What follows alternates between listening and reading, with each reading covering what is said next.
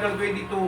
Ano ang nangyari sa mundo, di ba? Sa Genesis 7 verse 1 hanggang 15, mababasa natin na kung ano ang ginawa ng Panginoon sa mundo noon. Kasi kung basahin po natin, basahin na natin ang Genesis 7 verse 1. Mas madali nating para malaman po natin. Ang sabi ng Bible, sa Genesis 7 verse 1 hanggang 15, ang sabi dito, sabi ng Bible, at sinabi ng Panginoon, Genesis 7 brad. 7. 7 verse 1. At sinabi ng Panginoon kay Noe, lumulan ka at ang iyong buong sambahayan sa sakyan, sapagkat ikaw ay aking nakitang matuwid sa harap ko sa panahong ito. So, kadaming tao, si Noe lang nakita. Parang ganito. Parang nakikita ni Brother Bong, ito lang yung matuwid sa inyo. Inalibawin na lang natin ito, si Noe, no? Di ba? Sa bawat malilinis na hayop, sabi niya, sorry po, ay kukuha ka ng tagapito na lalaki at kanyang babae, at ang mga hayop na hindi malinis at dalawa ang ng lalaki at ang kanyang babae. Ibig sabihin, dalawa ng mga hayop, libaw ibon. Gayon din naman, sabi niya sa mga ibon sa ipapawid, ang ipito ng lalaki at ng babae, upang ingatang bining buhay sa ibabaw ng buong lupa, sabi niya. Sapagkat 7 araw pa at paulanin ko na ang ibabaw ng lupa ng 40 araw at 40 gabi. At aking lilipulin ang lahat ng ang may buhay na aking nilikha sa balat ng lupa. Sinabihan na ang Panginoon si Noe. Sabi niya verse 5, at ginawa ni Noe ayon sa lahat ng inutos kanya ng Panginoon. Pagsakay sa daong, sabi ng verse 6, may 600 taon si Noe nang ang baha ng tubig ay dumagsa sa ibabaw ng lupa. At lumulan sa sakyan si Noe at ang kanyang mga anak at ang kanyang asawa at ang mga asawa ng kanyang mga anak dahil sa tubig ng baha. Sa mga hayop na malinis at sa mga hayop na hindi malinis at sa mga ibon at sa bawat umuusad sa ibabaw ng lupa ay dalawat dumating kay Noe sa sasakyan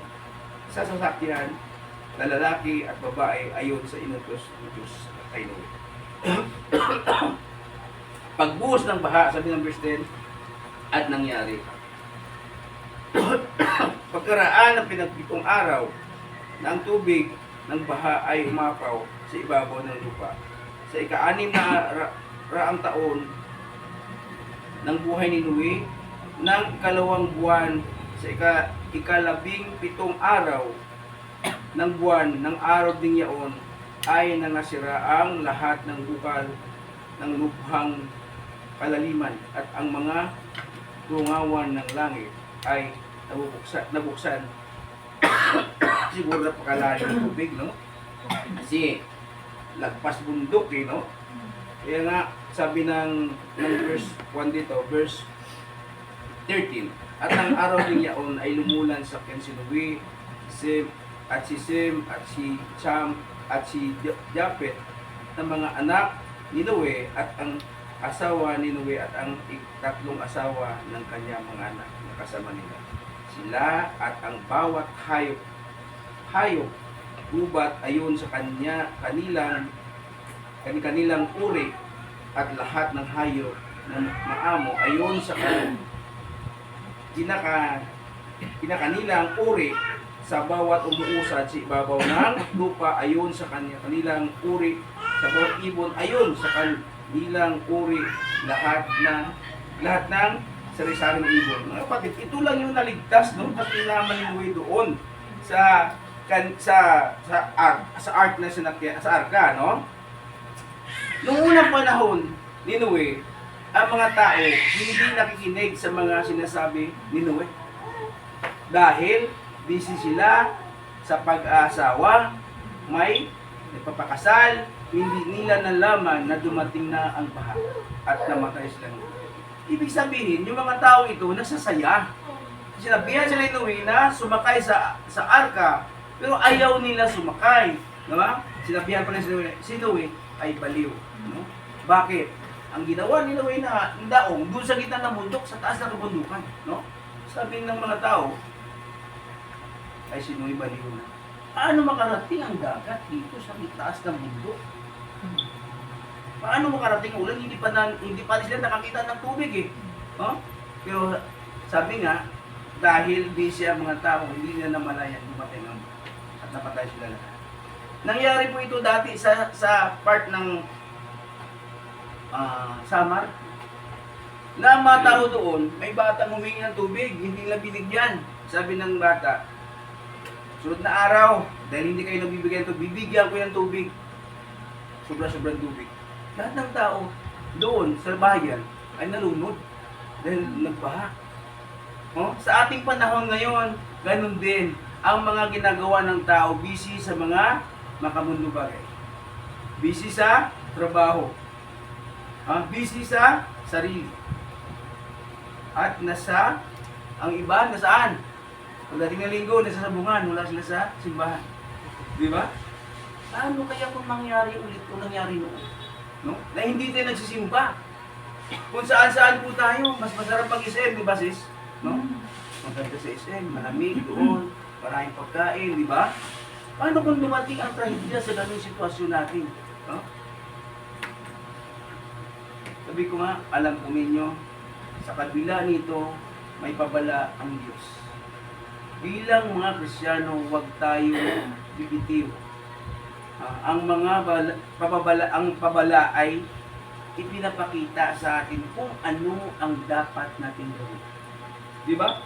Number 1, magsisi po tayo at magbalik loob sa Diyos. Yan ang unang hakbang.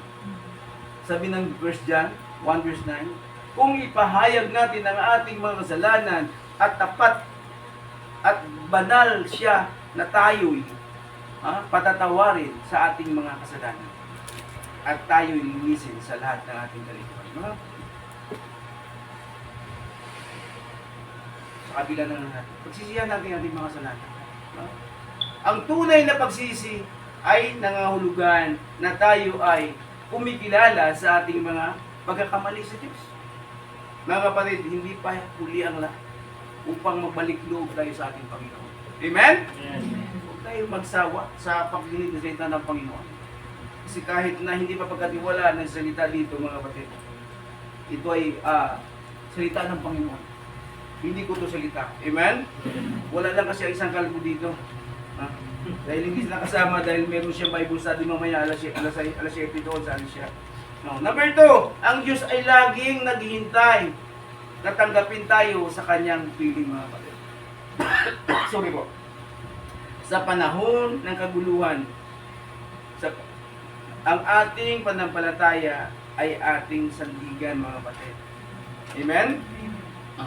Na dapat maglaan tayo ng oras para sa pagbasa ng salita ng Diyos. Amen? Maglaan tayo ng oras. Mas busy nga tayo noon, nung araw, di ba? Sino ba nung nagbabasa ng comics? Di ba? Love Life, Precious, di ba, Brad? Ano pa? Yun, malaki yun. Banawag, yun, di ba? Iyuho mo yun sa Negros, di ba? Sa iyo Banawag, di ba? Iwayway sa Tagalog, no? Noong araw may mga comics, mas busy tayo din eh. May mga love story ito, kung doon naman din. Yung naganda ba sa iyo, Brad?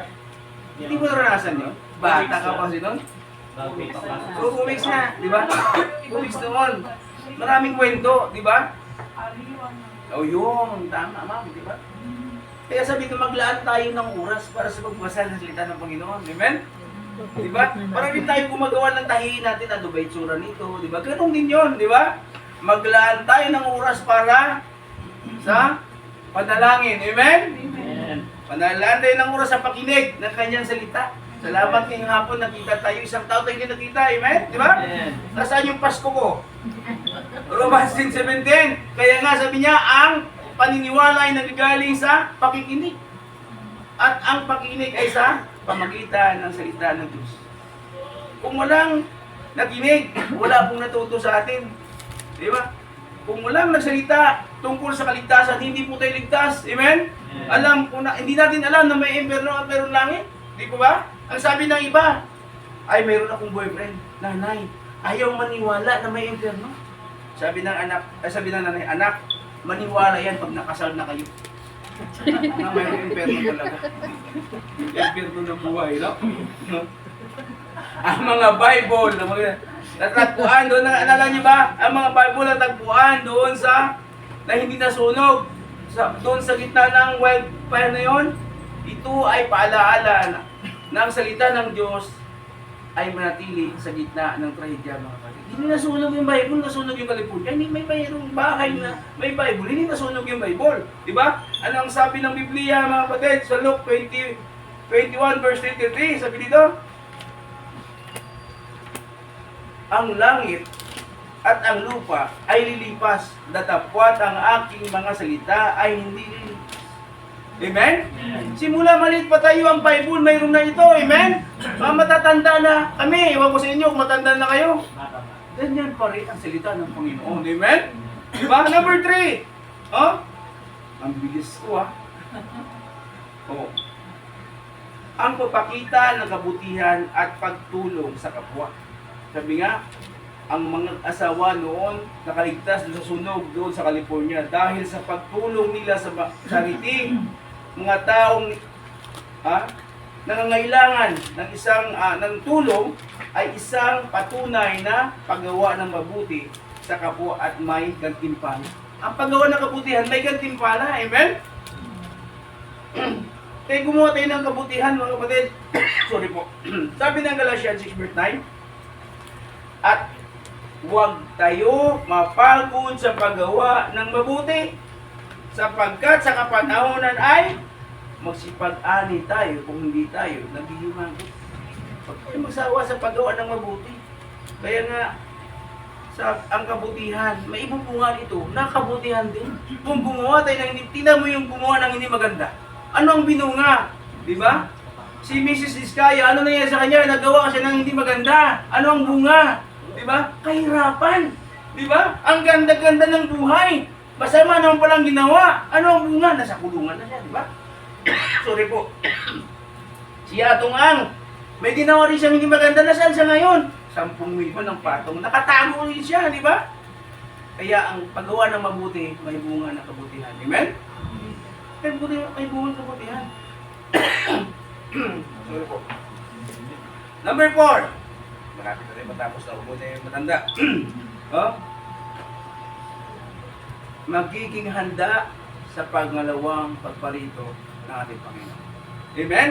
Dapat dumating ang Panginoon si Kristo. Nandito po tayo nagbabagong study. Amen? Amen. Halimbawa, sabihin ng Panginoon, kayo lahat na taga dito, nagatahi sa Benduto na ito, ngayong gabi, sasama kayo sa akin. Sasama ba kayo? Amen? Amen? Amen. Pag hindi ka sumama, simple na tayo pupunta niya. Diba? Sama tayo. Lagi po tayo nakahanda kasi hindi natin alam kung kailan darating ating Panginoon sa Kristo. Amen? Alam po ninyo, papasalamat ako na napunta ko na Isabela, nakilala ko ang Panginoon. Kasi kung hindi, siguro wanted na rin ako sa amin. Baka nauna na ako natukan mo, paman. Di ba? Hindi naman ako mukhang adik.